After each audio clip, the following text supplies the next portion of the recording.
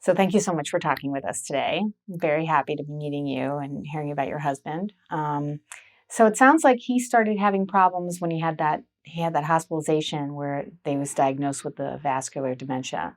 Can you tell us how it is caring for him now? It's a lot easier now that I have help with Gilchrist. But prior to that, it was very difficult because I work full time and care for him full time, and going through the mood swings and irritation that they have. It could be very, very scary. So thankful to Gilchrist now, I have help to go through these processes with him on a daily basis. Yeah. And so when you were working with Johns Hopkins, because we want to talk mostly about your work with Kelly and Lynn. So when you first started working with Kelly, what was the situation? Oh, it was a nightmare. I think Kelly was a godsend. She helped me. She talked me through the whole thing. At that time, I was working outside of the house, and my husband was home. And when you come home from work and you see your yard full of policemen or firemen, and here's your husband in the middle, he wandered out of the house or got lost or something like that. Uh, he was very irritable. He had tantrums. He was a scary person. He wasn't the same person that you would know. And I felt for my life a lot of times. I have to call the police to come to calm him down. And Kelly helped me with all the instructions. We did the research. Um, I ventured out for more help from other agencies just to see what is going on because I wasn't familiar with the disease at all or what it would do.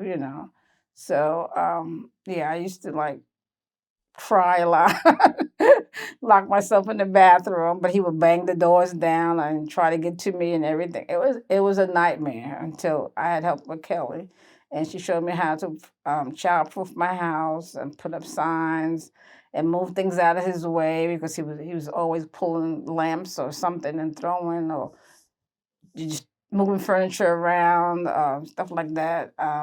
So it was a scary time at that time in the beginning of the process. And how did you meet Kelly? Like, was that through Johns Hopkins? Yeah, well, what happened was my mom was on with John Hopkins. She has renal disease, but she's passed away since. And me not thinking at the time, to go right to John Hopkins for help, I was trying to do it myself. And then I realized, what am I doing? I could get help from John Hopkins. So I called the John Hopkins Home Services, and that's how I got Kelly. Yeah. Okay. And how long did you work with Kelly? I worked with Kelly for about two years, and then I got her replacement, Lynn Huntley, and I've been with Lynn ever since. We started in let's see, when was it? I think we started way back in 2018, 19. I've been with him that long, yeah. So what would you think? What was the sort of the biggest help that you got from Minded Home? Um, the biggest help is for me not to feel, guilty or blame. I need to take care of myself first before I can take care of my husband. Because if something happens to me, there's no one to take care of him. And to always, don't get mad with him because it's a disease and it's not his fault. So I have to look at it that way, when he does things, because sometimes you get a little angry and say, why are you doing things? So you have to kind of rethink your thinking when you deal with them. You have to like treat them like a child sometimes, like a 5-year-old. Just say, don't do this, don't do that. Talk calmly with them. Try to leave your sentences into like one-word sentences. Otherwise, they won't understand what you're saying anyway. That type thing. And that's been helpful along the way. Yeah. And so now, how much do you see Lynn? How much contact do you have with Lynn? Well, I used to meet with Lynn every week. Then I went to every 2 weeks, and now we're down to every 3 weeks since I have more help. And does Lynn come into the house to meet with you? Yeah, Lynn's come here several times to meet me, and we sit and we talk. and figure out what's best for me. She's my support for me, not for him, but for me. And she also helps me with research and suggested items that I can do to improve our living conditions as well. Have you made a lot of changes in the house? Oh, most definitely. I've changed my locks. I have the key lock now. You lock from the inside because my husband used to open the door, go out the door. He would throw my furniture or my plants or anything outside in the lawn. I mean, I had vacuum cleaners on the lawn. So we had to change the locks to keep him in the house. So if I'm keeping him from wandering, I had signs put up. As you see one over there, there's a stop sign. I had gates put up around my basement doors and over there. That's changed. I had to get rid of my dishes and stuff and give him plasticware because he would take the dishes, even with the food, and just throw it all around and break it. So there's a lot of changes that I made around the house, to, like child-proof. Right. I mean, that's what you need to do to keep him safe. Yeah, keep him from harming himself and keeping him safe. So was there anything about the Mind at Home program, the time you spent with Lynn or Kelly, that you wanted them to do that they couldn't do? Anything you would change that you wish they could have done? No, not really. I think just being there to listen to you as a person and what you're going through is a big help, to me, or maybe to others. It's a mental thing, I think. You need someone to back you up mentally and to keep you calm through the process and to walk you through the ups and downs that you're having. Especially if you don't have that family support just to back you up. So with Kelly and Lynn, they were my family support to back me up and to keep me in the straight and narrow, and to guide me along on how to care for a patient with dementia. Yeah, they were very, very helpful.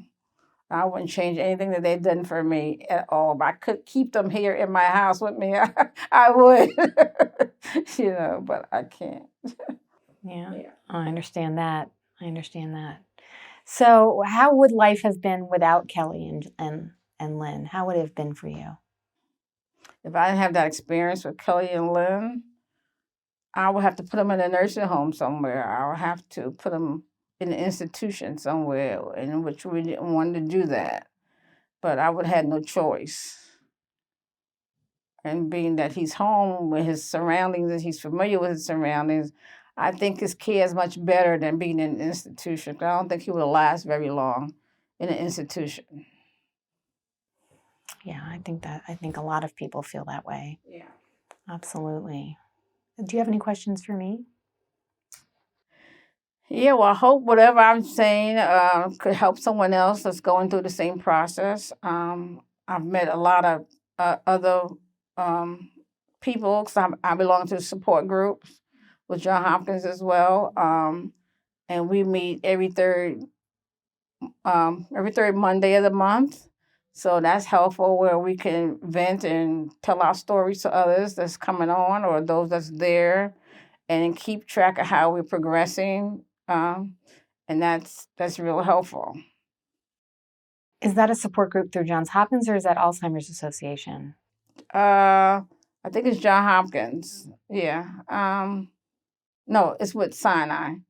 His neurologist is in Sinai, so his neurologist referred us to her support group over there, and yeah, it's with Sinai. Yeah. Do you have any advice for other family members who are caring for loved ones with dementia?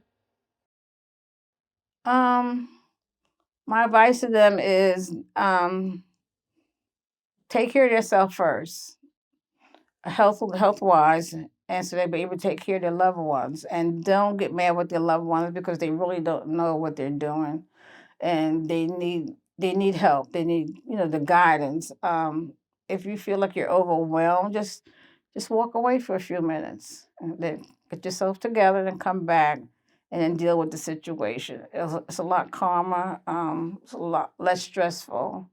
But if you have family members that can help you and assist you, reach out to them, because some of them really may want to help you.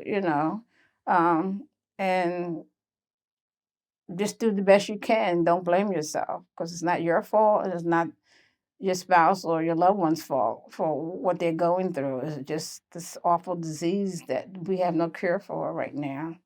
But I heard they're making some breakthroughs with Alzheimer's. So who knows, down the road, someone may benefit from it. But right now, we're just the pioneers that we're just trekking through the motions right now. So what do you learn from us that will help you people down the road in the long run? Yeah, that's really great.